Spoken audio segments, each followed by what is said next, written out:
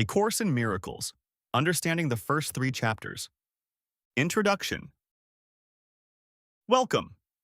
Today, we're embarking on a journey into the very heart of A Course in Miracles, exploring the first three chapters that lay the foundation for this profound spiritual teaching.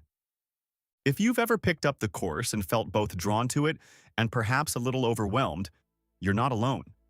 These opening chapters are dense with revolutionary ideas that challenge everything we think we know about reality, perception, and our relationship with the divine. Over the next few minutes, we'll explore three powerful chapters. Chapter 1. The Meaning of Miracles, which redefines what miracles actually are. Chapter 2. The Separation and the Atonement, which explains the core problem and its solution. Chapter 3. The Innocent Perception, which shows us how to see the world with fresh eyes.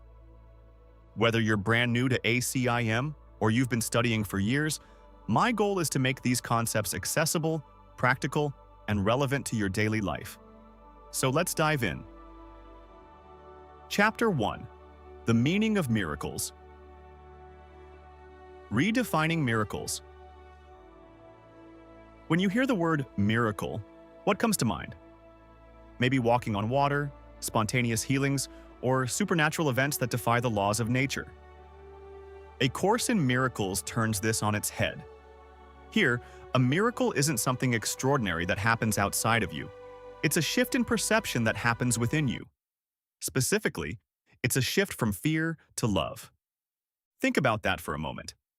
Every time you choose love over fear, forgiveness over judgment, peace over conflict, that's a miracle. It's not about bending spoons with your mind, it's about changing your mind, which changes everything. The 50 Principles of Miracles. Chapter 1 begins with 50 principles that outline how miracles work. Now, I won't go through all 50 today, but let me highlight some of the most transformative ones. Principle 1. There is no order of difficulty in miracles. This is radical. It means that healing a small resentment toward your coworker is no less significant than healing a lifelong trauma. All expressions of love are maximal. The ego wants to categorize and rank everything, but love doesn't work that way. Every shift from fear to love is complete in itself. Miracles are natural. According to the Course, miracles should be happening all the time. When they're not, it signals that we've departed from our natural state, which is love. Miracles aren't meant to be controlled or manufactured. They're supposed to become involuntary habits. As we align with love, miracles flow naturally through us. Miracles transcend the body. Here's where it gets really interesting. The Course teaches that the body is not our true identity. It's a learning device for the mind, but it's not what we are. Miracles shift our perception from the bodily level, which the Course calls a crude creation, to the spiritual level, where we recognize ourselves and others as spirit, not flesh. Collapsing time. One of my favorite concepts from Chapter 1 is that miracles collapse time. What does that mean? Well, normally we think learning and healing take years, sometimes lifetimes.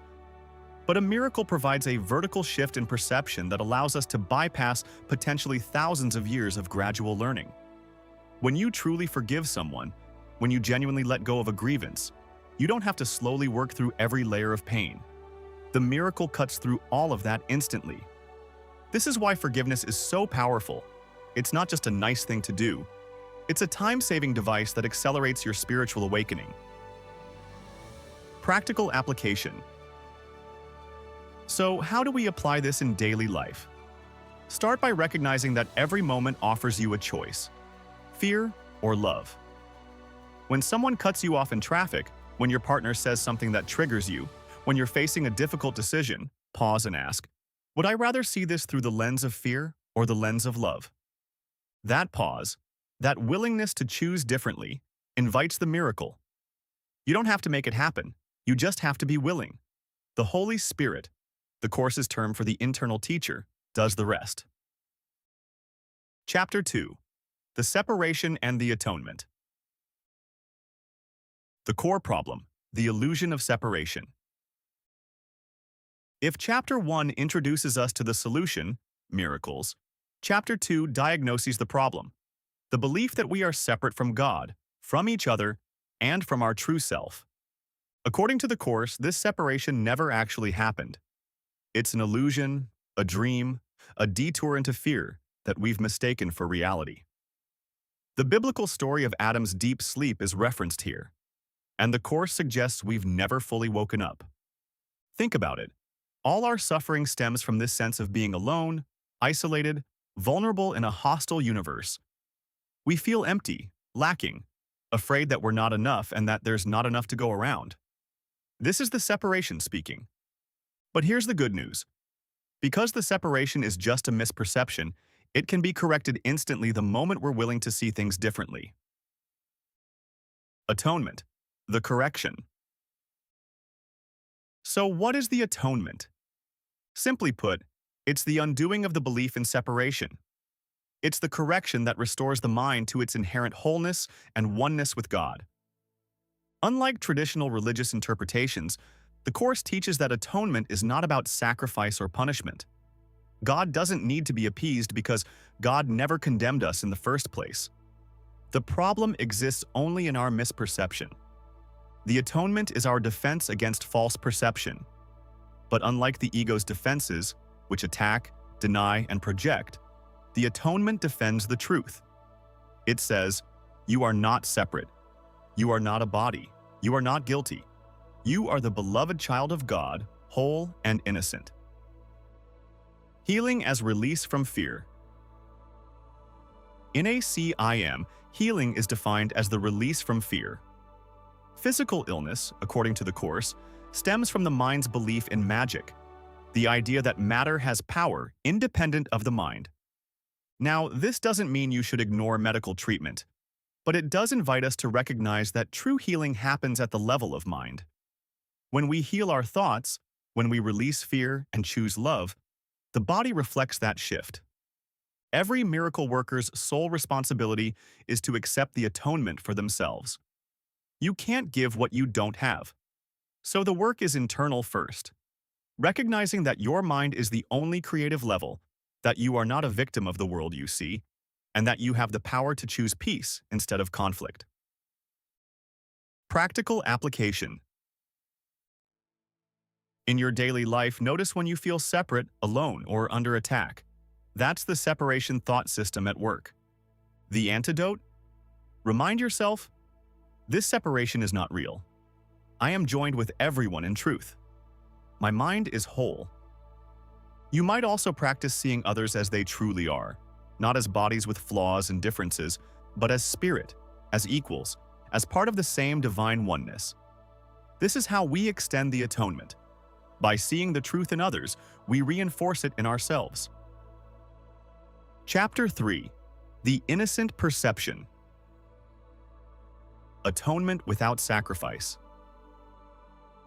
Chapter 3 takes us deeper into understanding the atonement by dismantling one of the ego's most cherished beliefs, that God requires sacrifice. The Course makes a bold statement. The crucifixion does not establish the atonement. The resurrection does. The crucifixion was the ego's attempt to prove that the body is real and can be destroyed. The resurrection proved that truth, spirit, cannot be harmed. God does not believe in retribution or punishment. God is purely loving. Any concept of a vengeful, demanding God is a projection of the ego, designed to make us afraid of the very source that loves us unconditionally. Innocence, the Course teaches, is a state of wisdom that is unaware of evil, because evil doesn't exist. Innocence is incapable of sacrifice because the innocent mind already has everything. It seeks only to protect its wholeness, not to give pieces of itself away in some bargain for love.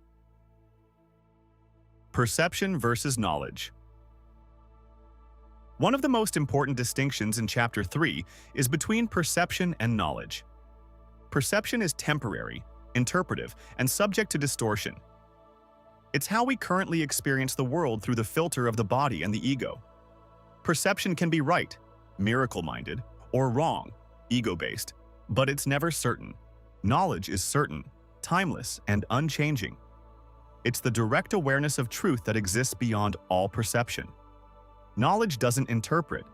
It simply knows. Right now, most of us operate in the realm of perception. The goal of the Course is to guide us from wrong-minded perception, fear, to right-minded perception, love, and ultimately to knowledge, oneness with God. Here's the key. All difficulties arise from failing to recognize the true nature of yourself, your brother, or God. When you see through the lens of innocence, when you perceive truly, you see only perfection, because nothing but the truth exists in God's creation. The authority problem. Chapter 3 also introduces the concept of the authority problem, which is the root of all human suffering. What's the authority problem? It's the belief that you are the author of yourself, rather than recognizing that you are a creation of God. When we try to author ourselves, we take on a burden we were never meant to carry. We judge ourselves and others, trying to decide who's worthy and who's not, what's real and what's not. This leads to exhaustion, confusion, and a sense of being imprisoned in our own mental prison. Judgment is the ego's mechanism for including or excluding from awareness. But judgment is always based on misperception. The truth needs no judgment because it simply is. The antidote to the authority problem is to relinquish our false authority and accept God's authorship. This doesn't diminish us. It frees us. We stop trying to create ourselves and instead remember who we truly are. The only meaningful prayer. Chapter 3 teaches that the only meaningful prayer is for forgiveness, the healing of the perception of separation. Why? Because forgiveness allows the mind to recognize what it already has. We're not asking God to give us something we lack. We're asking to have our vision cleared so we can see what's always been true. We are whole. We are loved. We are one. Practical application. In daily life, practice innocent perception. When you look at someone, even someone who's hurt you, try to see past the surface behavior to the truth beneath. A child of God, temporarily lost in fear, crying out for love. And when you catch yourself judging, pause and ask, am I trying to be the author of reality right now? Am I playing God? Then surrender. Let go of the need to be right, to control, to judge. Trust that there's a higher authority who knows the truth, even when you can't see it. Connecting the chapters. A progression of understanding. Let's step back and see how these 3 chapters build upon each other. Chapter 1 gives us the tool, miracles, which are shifts from fear to love. Chapter 2 identifies the problem we're healing, the illusion of separation and the belief in guilt and fear. Chapter 3 shows us the mindset we're cultivating, innocent perception, free from judgment, grounded in the certainty that only truth is real. Together, they form a complete system. We use miracles, Chapter 1, to accept the atonement, Chapter 2. So we can perceive innocently, Chapter 3, which allows us to experience knowledge and return to God. Each chapter deepens your understanding, moving you from intellectual concept to lived experience. Conclusion. Your journey begins here. So here we are, 3 chapters, 3 foundational pillars of A Course in Miracles. If there's one thing I want you to take away from this, it's this. You are not broken. You are not guilty. The separation never happened. Everything you've been searching for, peace, love, wholeness, connection, is already within you. The Course is not teaching you something new. It's helping you remember what you've forgotten. Miracles are your natural inheritance. Atonement is your path home. Innocent perception is your true vision. And the beautiful thing? You don't have to do this alone. The Holy Spirit is with you in every moment, ready to guide you from fear to love, from darkness to light, from the dream of separation to the reality of oneness. So as you move forward, practice these principles. Choose miracles. Accept the atonement. See with innocent eyes, and watch as your world transforms. Not because the world changes, but because you do. Thank you for joining me on this journey through the first 3 chapters of A Course in Miracles. If this resonated with you, I encourage you to open the book and read these chapters for yourself. Let the words wash over you. Let the Holy Spirit guide you. And most importantly, be patient and gentle with yourself. This is a lifetime journey, and every step you take toward love is a step toward home. Until next time, choose miracles. Always choose love.